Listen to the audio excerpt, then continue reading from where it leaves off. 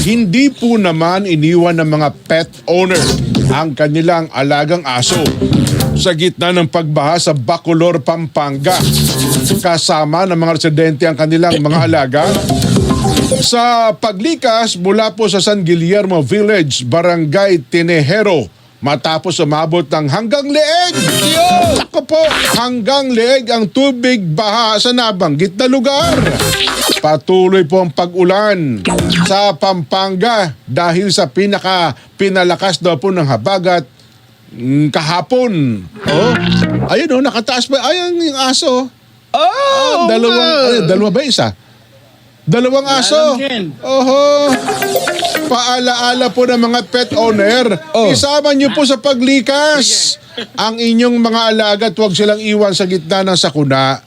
Ayun. Oo nga naman. Ano ha?